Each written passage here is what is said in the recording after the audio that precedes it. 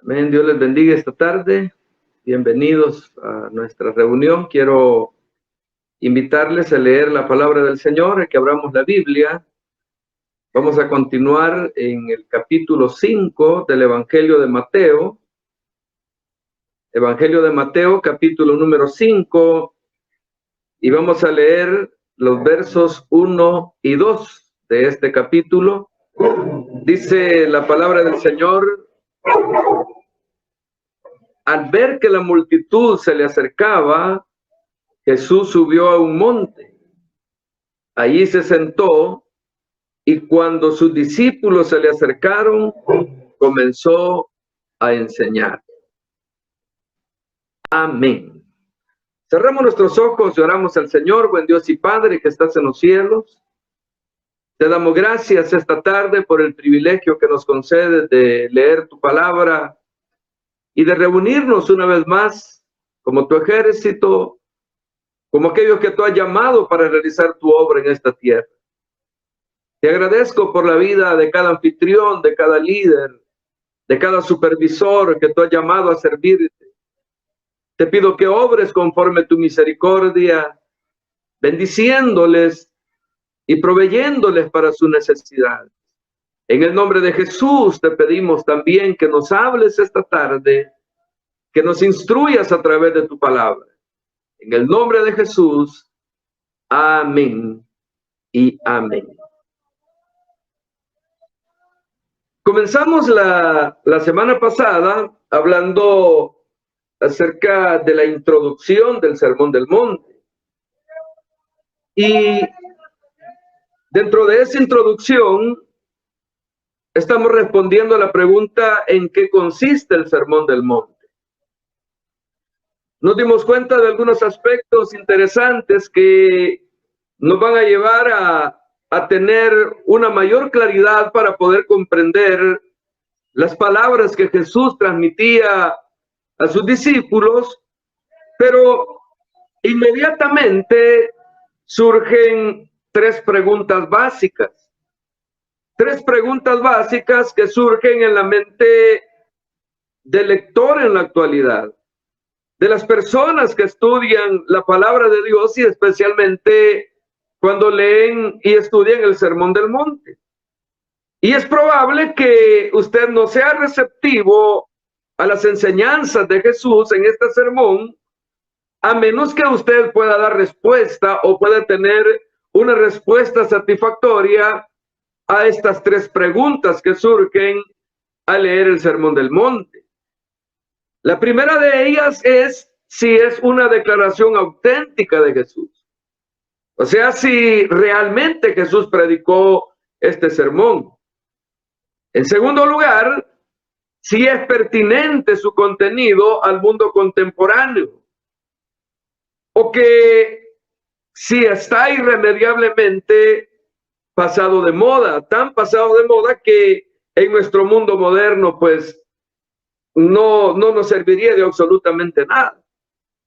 Y la tercera pregunta es si se pueden alcanzar sus normas o debemos descartarlas por ser unas normas que no son un ideal práctico, que no son prácticas en su mayor parte, no se pueden practicar en la vida actual que estamos llevando. Entonces, si podemos dar una respuesta satisfactoria a esas tres inquietudes, a esas tres interrogantes, entonces vamos a estar preparados para poder comprender lo que el Señor Jesús transmitía a través del Sermón del Monte. Nos vamos a dedicar en primer lugar a esa pregunta primera: si es práctico el sermón. El Sermón del Monte solamente aparece en el primer evangelio. Hay un sermón similar. A veces es llamado el Sermón del Llano. Lucas dice que se pronunció en un lugar llano, el cual Jesús descendió después de haber ido al monte a orar. Pero La aparente diferencia de sitio no debe detenernos, porque el lugar llano puede haber sido no un llano o un valle, sino una meseta que se encontraba en el monte. Una comparación del contenido de los dos sermones revela inmediatamente que los dos sermones no son idénticos. El de Lucas es bastante más corto, consiste únicamente en 30 versículos, que está en contraste con el sermón de Mateo, que contiene 107 versículos. Y cada uno de ellos incluye material que está ausente del otro, evangelio. No son materiales similares. No obstante, hay también semejanzas que son obvias entre cada uno de ellos. Ambos sermones comienzan con bienaventuranzas y terminan con la parábola de los dos cimientos, y en medio de ellos contiene la regla de oro, los mandamientos de amar a nuestros enemigos y de poner la otra mejilla, la prohibición de juzgar a las otras personas, y las ilustraciones vívidas de la viga o la paja en el ojo, y del árbol y de su fruto. Entonces, este material, que es común a ambas enseñanzas, con un principio y un fin común, sugiere que los dos son versiones de un mismo sermón. Sin embargo, ¿cuál será la relación que existe entre ambos? ¿Cuál es esa relación? ¿Cómo vamos a explicar la combinación de semejanzas y variaciones? Muchos han negado que el Sermón del Monte haya sido en algún sentido significativo un sermón predicado por Jesús en una ocasión particular.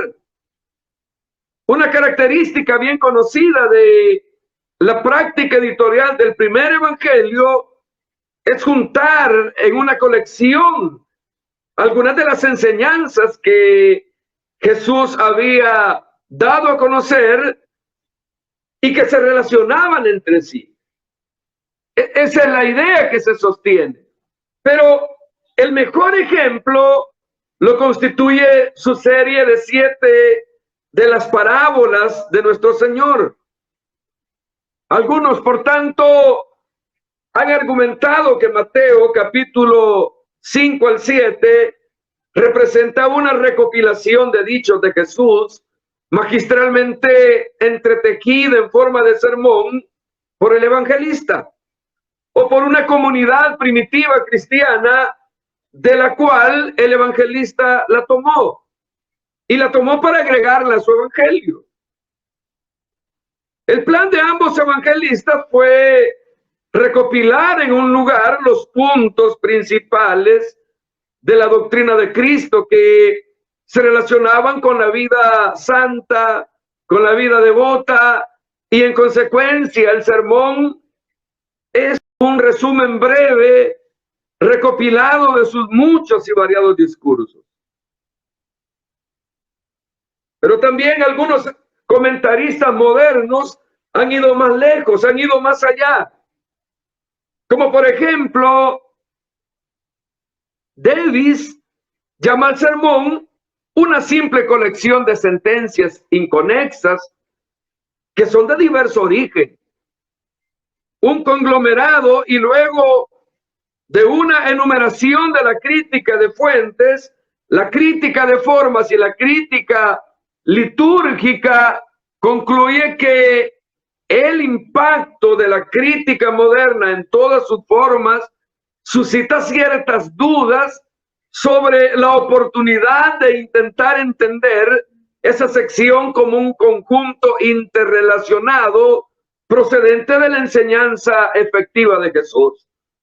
Y más tarde concede que ha habido un cambio de actitud en la cual así llamada crítica de redacción, la cual al menos acredita a los evangelistas como los autores reales que dieron forma a la tradición que perseveraban, a la tradición que ellos perseveraban. Sin embargo, él se mantiene escéptico en lo referente a cuánta enseñanza original de Jesús contiene el Sermón del Monte.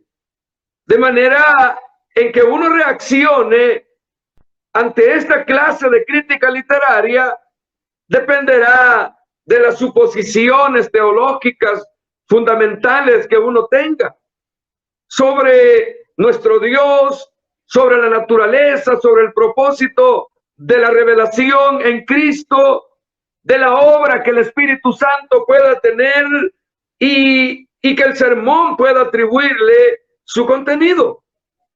De igual manera, la iglesia primitiva, más que a cualquier otra cosa, si se lo atribuye a la iglesia primitiva o a Jesús, o que lo considere como una amalgama de sus dichos, entresacados de sus dichos y de varias ocasiones, puede ser que la razón principal es que tanto Mateo como Lucas estén presentando su material como un sermón de Cristo. Y parece proponerse que sus lectores así lo entiendan, que los lectores lo entiendan. El propósito de ellos es que las personas que lo lean entiendan que es un sermón que fue predicado por Jesús. No fue entretejido, sino que fue una enseñanza predicada por Jesús. Y ambos, como punto fuerte, ambos le dan un contexto histórico y geográfico de una manera precisa. Lo circunscriben a sus primeros años, a los primeros años del ministerio de Jesús en Galilea, y afirman categóricamente que lo pronunció en el monte o en el lugar llano del monte. Mateo registra la reacción de admiración de la multitud cuando terminó, debido en especial a la autoridad con que él había hablado, a la autoridad con que él había transmitido ese mensaje. Dice la palabra del Señor, bueno, ambos escritores de los evangelios, ambos dicen que cuando terminó de evangelistas nos entreguen la ipsísima verbo de todo el sermón. Es obvio que lo hacen porque en todo caso Jesús habló en arameo y ambos evangelios provienen de una traducción al griego. Además, como hemos visto, sus versículos son diferentes entre sí. Hay situaciones que se parecen, pero son diferentes entre sí, y hay varias formas de poder explicar ese aspecto. O ambos dan sus traducciones y selecciones, omitiendo una buena parte, mientras que Mateo registra aún más, sino la mayoría del sermón, la mayoría de la enseñanza de Jesús. ¿O será que Mateo está trabajando en detalle un sermón originalmente más corto y lo amplía al añadir de otros contextos declaraciones auténticas y peculiares de Jesús? Podríamos aún más aseverar que el Espíritu Santo dirigió la selección y el arreglo del sermón. Pero en cuanto a mi persona, yo prefiero creer la sugerencia de Bruce en su comentario de 1897. Bruce creía que el material contenido en Mateo capítulo 5, 6 y 7 representa la instrucción no de una sola hora o un día, sino de un periodo de retiro. De un periodo de retiro espiritual entre Jesús y sus discípulos. Conjeturaba que Jesús puede haber tenido a sus discípulos con él en el monte para una especie de escuela bíblica de vacaciones, una especie de un retiro espiritual, de darles a conocer las palabras que el Señor quería enseñarles. Por tanto, se refería a estos capítulos no como el sermón de nuestro Señor en el monte, una expresión usada por primera vez por Agustín, sino que se refería a él como la enseñanza de la montaña. De modo que lo que probablemente nos ofrecen los evangelistas son sus propios resúmenes condensados de ese sermón de nuestro Señor Jesucristo en la montaña. Entonces, queda claro que tenemos suficiente material y suficientes pruebas de que es un sermón predicado por Jesús. Es un sermón que sí es un sermón predicado por Jesús. Pasamos a la segunda interrogante. ¿Es pertinente el sermón? Si el sermón es pertinente o no para la vida moderna, solo puede juzgarse mediante un detalle o un examen detallado de su contenido. ¿Qué es lo que contiene el sermón? Y lo que se nota inmediatamente es que, como quiera que haya sido compuesto, forma un todo maravillosamente coherente, porque reteos. Entonces, eso es lo que detalla el Sermón del Monte. ¿Cuál debe ser la conducta de cada uno de sus discípulos?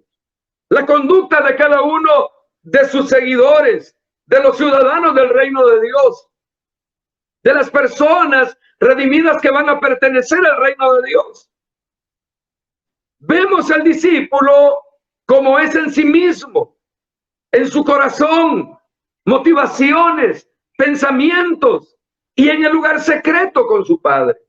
Eso es lo que detalla, eso es lo que refleja la enseñanza del monte, el mostrar a sus discípulos. Pero también lo vemos en el campo de la vida pública, lo vemos en sus relaciones con las personas que le rodean, con sus congéneres, mostrando misericordia, trabajando por la paz, siendo perseguido, actuando como sal, dejando que su luz brille, amando y sirviendo a los demás, incluyendo a sus enemigos, y dedicándose sobre todas las cosas al extendimiento del reino de Dios y a la justicia de Dios en el mundo. Quizás si hacemos un breve análisis de este sermón, nos ayude a demostrar su pertinencia para nosotros en la actualidad, en el siglo XXI, para nuestra vida en la actualidad. Analicemos cuáles son los contenidos de este sermón. En primer lugar, que es lo que vamos a ver primeramente el Señor el próximo martes, habla del carácter del cristiano. Las bienaventuranzas acentúan 8 señales principales del carácter y la conducta del cristiano, especialmente en relación con Dios y con los hombres. Y la bendición divina que descansa sobre aquellos que exhiben esas enseñanzas o esas señales que detallan las bienaventuranzas. Luego continúa el sermón hablando de la influencia del cristiano. Las dos metáforas de la sal y la luz indican la influencia para bien que los cristianos ejercerán en la comunidad. Sí, y solo si mantienen su carácter distintivo tal como se retrata en las bienaventuranzas. Si se mantienen tal como se declara en la palabra del Señor.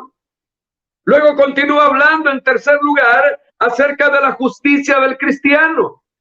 ¿Cuál debe ser la actitud del cristiano hacia la ley moral de Dios? ¿Es abolida la categoría misma de ley en la vida cristiana, como lo afirman extrañamente los defensores de la nueva moralidad y de la escuela? ¿Ya no estamos bajo la ley? Pues no, no es así. No está abolido. Jesús no había venido a abolir la ley y los profetas. Él lo dijo de una manera clara. Él lo dijo de una manera tajante. Dijo que había venido a cumplirlos. Confirmó declarando que la grandeza del reino de Dios se determinaba mediante la conformidad con la enseñanza moral de la ley y los profetas, y que la entrada en el reino de Dios era imposible sin una justicia mayor que la de los escribas y fariseos. Entonces dio énfasis en 6 ilustraciones de esa mayor justicia cristiana, relacionándola con el asesinato, con el adulterio, con el divorcio, con los juramentos, con la venganza y con el amor. Y en cada antítesis, oíste y que fue dicho, pero yo os digo, rechazó la tradición acomodada de los escribas y reafirmó la autoridad de las escrituras del Antiguo Testamento y destacó las implicaciones plenas y exactas de la ley moral de Dios. Le dio a conocer el verdadero significado. Cuando le dice, oíste y que fue dicho, él les está diciendo, a ustedes les enseñaron de esta manera. Pero cuando él dice, pero yo os digo, les está diciendo, yo les voy a dar la verdadera interpretación de estos aspectos. ¿Y quién mejor para poder dar la verdadera interpretación de su ley, de sus estatutos, que aquel que lo diseñó? Luego, en cuarto lugar, pasa a la piedad del cristiano. En su piedad o devoción religiosa, los cristianos no deben asemejarse ni a los fariseos en su despliegue hipócrita, ni a los paganos en su formalidad mecánica.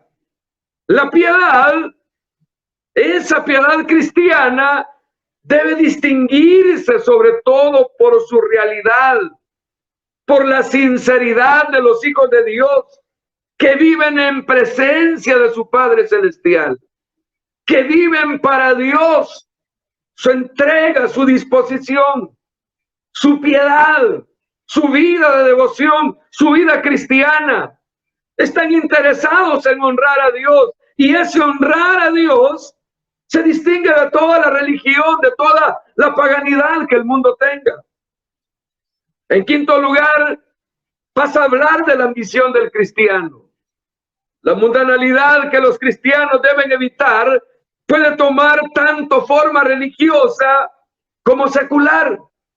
La mundanalidad de la iglesia la vemos en la actualidad, tomando forma de una religión, pero que no beneficia el verdadero llamado de Dios.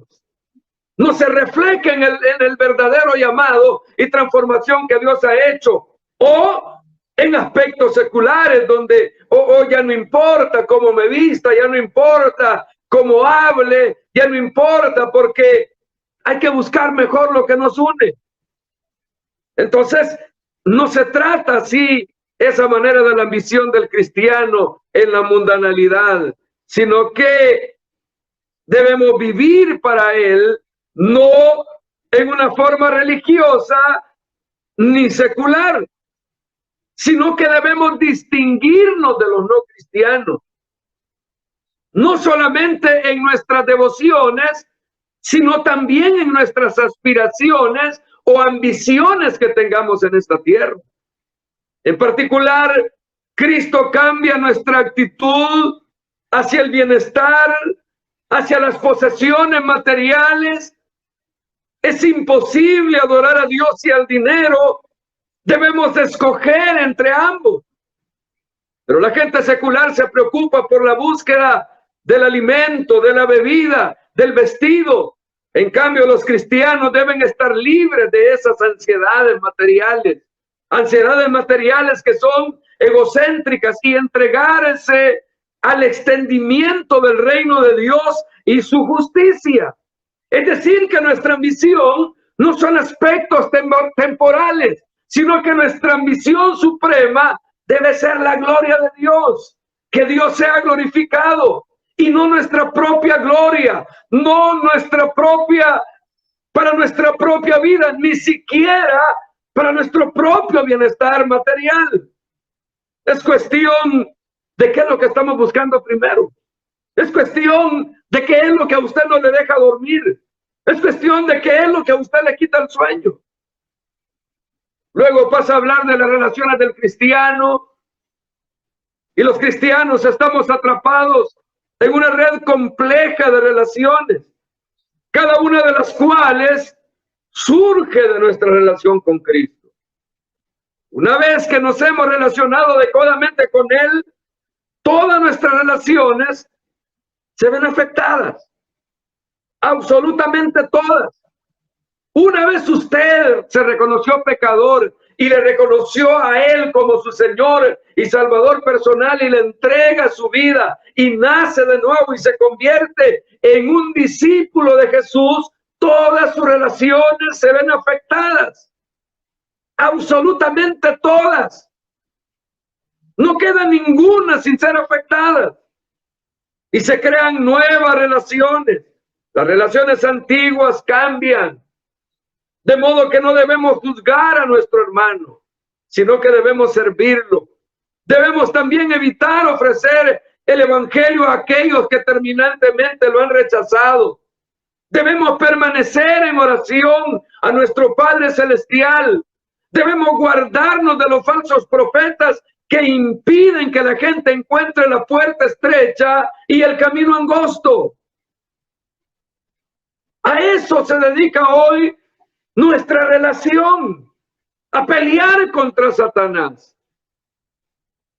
Otro aspecto que pasa a hablar es la entrega del cristiano.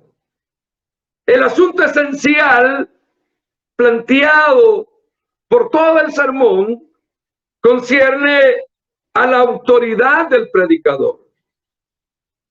Porque no basta solamente llamarlo Señor, ni escuchar sus enseñanzas. No basta eso, que usted escuche, que usted le llame Señor, que usted le llame Dios, que usted le llame Hijo de Dios y que escuche atentamente sus enseñanzas. Eso no basta. La cuestión es una cuestión básica. Si hay coherencia entre nuestra actitud y lo que decimos. Si hay coherencia entre lo que decimos y cómo actuamos.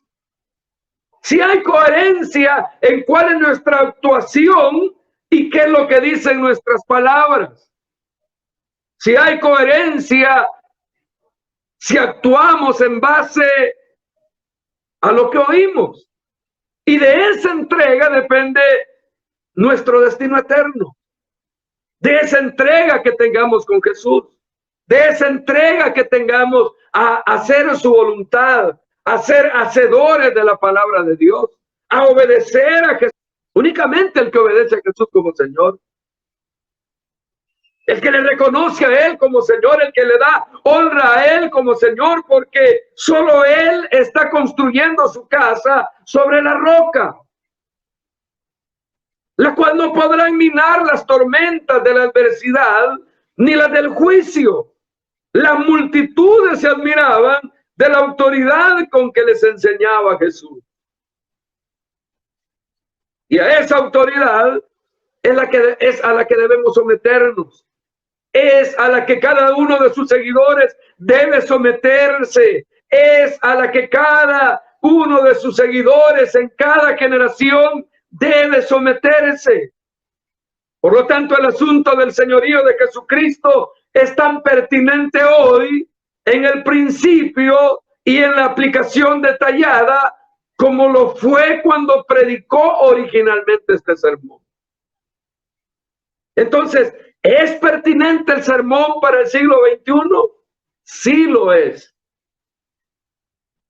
Es la misma autoridad de Jesús. Es la misma autoridad con que fue predicado el día en que salió de sus palabras. Es la misma autoridad que hoy demanda de usted el tener una vida totalmente distinta de los paganos y religiosos. Si usted ha decidido seguir a Jesús. Bueno, las disculpas, hermanos, tuvimos un inconveniente ahí, pero vamos a continuar hablando del tercer aspecto, de la tercera interrogante, si es práctico el sermón. Entonces, esta tercera pregunta es la interrogante del pragmático. Porque una cosa es estar convencido de la pertinencia del sermón en su teoría, y otra muy distinta, estar seguro que va a funcionar en la práctica. Entonces surge ese interrogante si son prácticas sus normas, si son alcanzables sus normas, o si solamente debemos descansar contentos con el solo hecho de admirarlas de una manera ávida desde lejos. Tal vez la mayoría de los lectores y comentaristas, encontrándose frente a frente con la realidad de la perversidad humana, declaren que las normas del Sermón del Monte no se pueden alcanzar, que sus ideales son nobles pero que no son prácticos. Eso es lo que ellos dicen, que hay un ideal pero muy especial, de mucha nobleza, pero que no se pueden alcanzar, que no se pueden practicar. Dicen ellos que atraen a la imaginación, pero son imposibles de cumplir. Frente al egoísmo esencial del hombre, se cuestionan cómo puede ser manso, cómo puede ser el ser humano manso, cómo puede tener mansedumbre si conocen su pasión sexual, una pasión sexual imperiosa. ¿Cómo puede entonces refrenar sus miradas y pensamientos codiciosos? Saben que está absorbido por los intereses del mundo. ¿Cómo puede entonces prohibírsele que se preocupe? Porque saben de su tendencia a enojarse y de su sed de venganza. ¿Cómo puede entonces esperar que ame a sus enemigos? Más aún, la demanda de que vuelva la otra mejilla a su agresor no será a la vez peligrosa, no será peligrosa para el bienestar de la sociedad y algo fuera de su alcance, algo fuera del alcance de los individuos. ¿No será eso así? ¿No será que estamos promoviendo una violencia mayor, no solamente dejándola sin restricciones a la violencia, sino que promueve una violencia activa? Pero no, el Sermón del Monte no tiene valor práctico ni para los individuos ni para las comunidades, dicen. En el mejor de los casos, representa el idealismo impráctico de un visionario. Es un sueño que nunca podrá convertirse en realidad. Entonces, una modificación de este punto de vista, expresada por primera vez por Johannes Weiss en 1892, y que fue popularizada más tarde, una situación excepcional. Como creían que Jesús esperaba que el fin de la historia llegara casi inmediatamente, dicen ellos, argumentan que Jesús dijo en esta ocasión a sus discípulos, o les instruyó una ética temporal, que requería que ellos hicieran sacrificios absolutos como abandonar sus posesiones y amar a sus enemigos. Eso es lo que ellos pensaban. Eso es lo que ellos creían. Y entonces ellos pensaban que era una situación que no iba a durar mucho tiempo, era temporal. Era una situación muy corta, que muy pronto iba a dejar de ser, que muy pronto cambiaran. Pero cuando interpretan el sermón, ellos hacen versiones y evasiones del Sermón del Monte. De modo que una de las dos interpretaciones que ofrecen prudentes limitaciones o restricciones a las demandas aparentemente absolutas. En el extremo opuesto Se encuentran aquellas personas que son superficiales, que afirman a la ligereza que el Sermón del Monte expresa normas éticas que son verdaderas por evidencia propia, que son comunes a todo el monte. La reacción más caritativa hacia esa gente es suponer que nunca han leído el sermón. Ese sermón que catalogan tan confiadamente mal como un lugar común. Bastante diferente fue León Tolstoy, aunque también creía que el Sermón del Monte se había predicado para obedecerse. Se vio a sí mismo como un rotundo fracaso, pero mantuvo la creencia de que los preceptos de Jesús podían practicarse y puso su convicción en los labios del príncipe, héroe de la última gran novela de la resurrección que se publicó allá por el año de 1900. Entonces el mismo Tolstoy es un retrato poco disfrazado. Y al final de esa novela, este hombre se ve la necesidad de leer el Evangelio y de releer el Evangelio de Mateo, y ve en el Sermón del Monte no bellos pensamientos abstractos que presentaban en su mayoría demandas imposibles y exageradas, sino que ve en ellos mandamientos simples, claros, perfectamente realizables y cuyo solo cumplimiento, y eso era bastante factible, bastaría establecer un orden social nuevo en el cual la violencia que llenó de una total indignación a su vida, no solamente desaparecería, sino que realizaría la bendición suprema de que el hombre puede alcanzar y esperar, o sea, el reino de Dios, el reino de los cielos en la tierra. Entonces, esa es la idea de estas personas.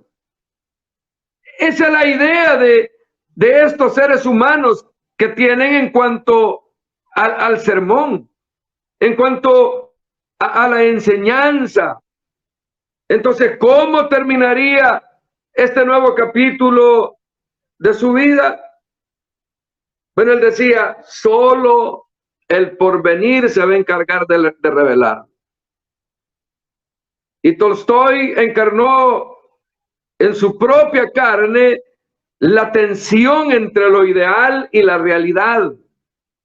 Porque por un lado estaba convencido de que era bastante factible obedecer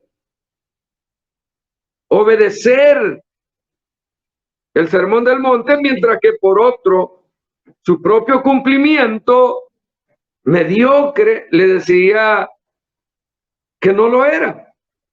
Y la verdad no se halla en ninguna de las dos posiciones extremas, porque las normas del sermón no son ni fácilmente alcanzables por todos los hombres, ni totalmente inalcanzables para cualquier hombre.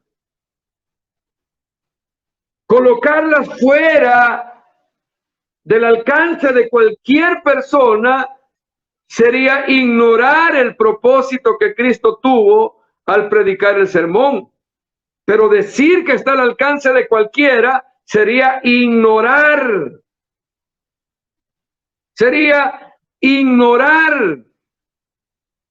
la realidad del pecado del ser humano, la realidad del pecado del hombre.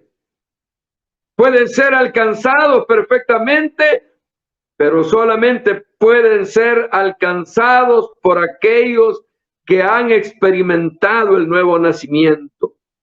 Ese nuevo nacimiento que Jesús le presentó a Nicodemo como la condición indispensable para ver y entrar en el reino de Dios. Porque la justicia que él describió en el Sermón del Monte es una justicia interior, es una justicia interna, aunque se manifiesta externamente y de manera visible en palabras, obras y relaciones, sigue siendo esencialmente una justicia del corazón. es lo que el hombre piensa en su corazón y el lugar donde fija su corazón, lo que verdaderamente importa, lo que realmente interesa. Y es también ahí donde reside el problema, porque los hombres por naturaleza son malos. La maldad del hombre es por naturaleza. Su maldad es del interior de su corazón, de donde viene lo malo. Y es de lo que hay en su corazón que habla su boca. Porque así como es el árbol que determina su fruto, así es el hombre. Si es malo, va a producir frutos malos. Si es bueno, producirá frutos buenos. De modo que no existe más que una solución: hacer el árbol bueno y su fruto bueno. Solo una creencia en la necesidad y posibilidad de un nuevo nacimiento puede protegernos de leer el Sermón del Monte con un optimismo insensato o con una ansiedad desesperada.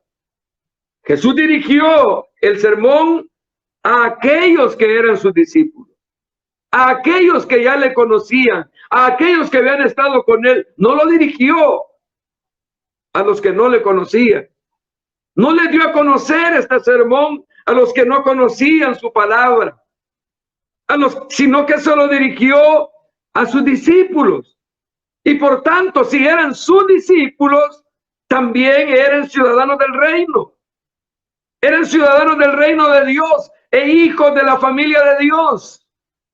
Las altas normas que fijó son apropiadas solamente, únicamente para sus hijos, para los que han sido lavados con la sangre de Cristo. No lograríamos ni podríamos lograr esa condición privilegiada alcanzando las normas de Cristo por nuestros propios méritos. No lo podríamos alcanzar. Antes bien, al alcanzar sus normas, o al menos acercarnos a ellas, damos evidencia de que por la libre gracia y el don de Dios ya poseemos aquella condición. Porque nos encontramos con Cristo. Porque nos encontramos con Él. Porque el Espíritu Santo nos llevó a la cruz del Calvario. Porque el Espíritu Santo nos llevó a la cruz de Cristo, a reconocer nuestros pecados y a vivir para Él, a entregarnos por completo a Él. Por lo tanto, ¿en qué consiste el sermón?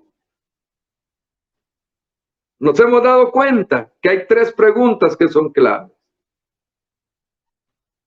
Es una instrucción de Jesús para sus discípulos.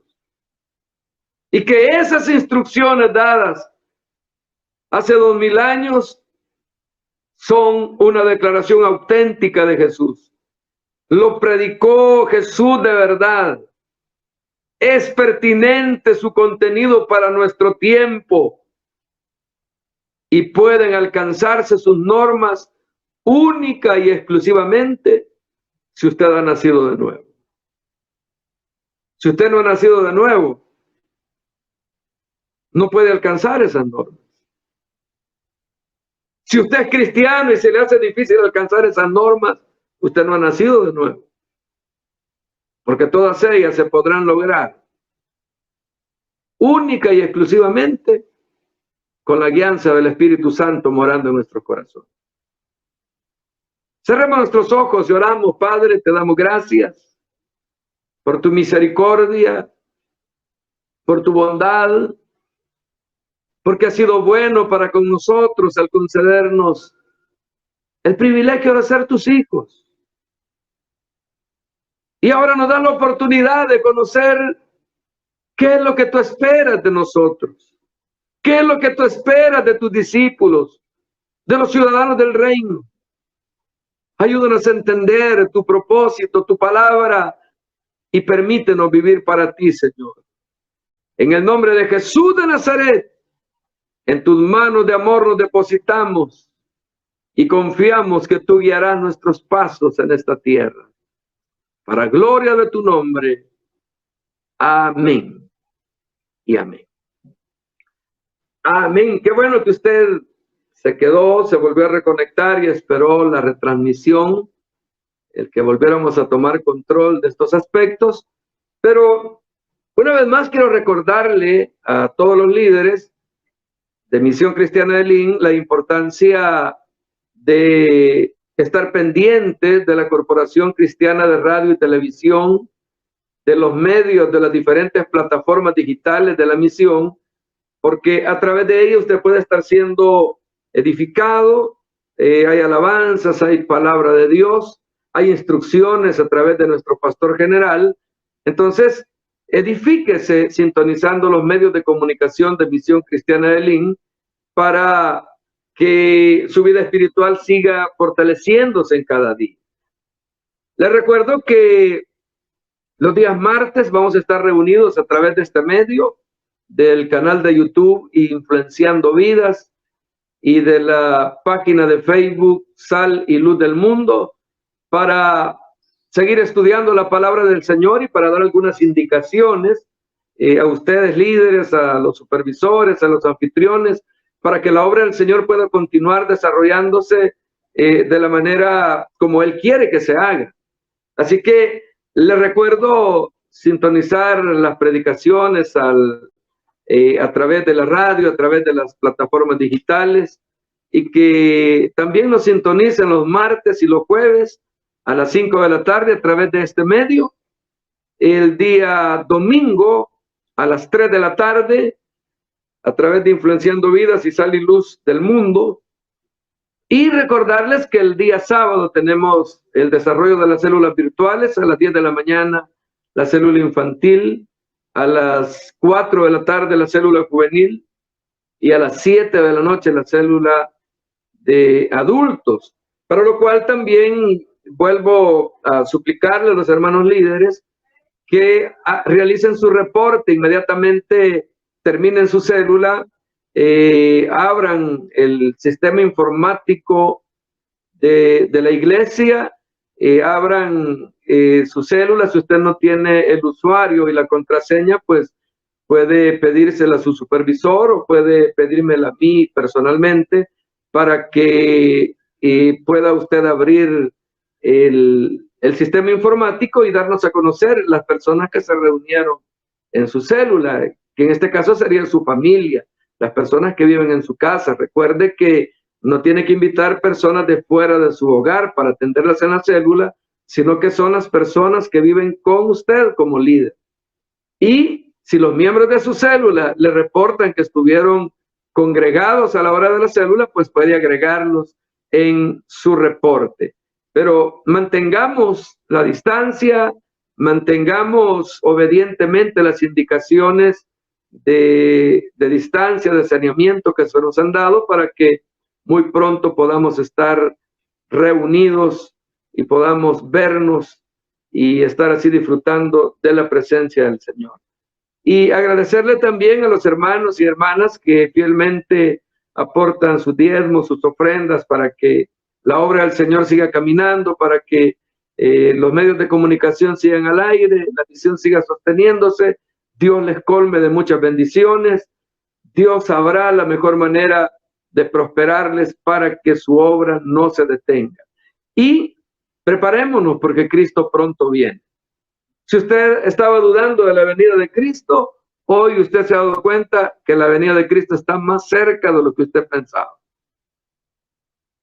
Así que, listos, preparados, estén alertas, dice la palabra del Señor, velad y orad, porque no sabéis a qué horas vendrá nuestro Señor. Así que preparémonos, aprovechemos este tiempo para fortalecer nuestra fe y nuestra confianza en nuestro Dios Todopoderoso. Dios les bendiga a todos. Los espero el jueves a las 5 de la tarde a través de este mismo medio.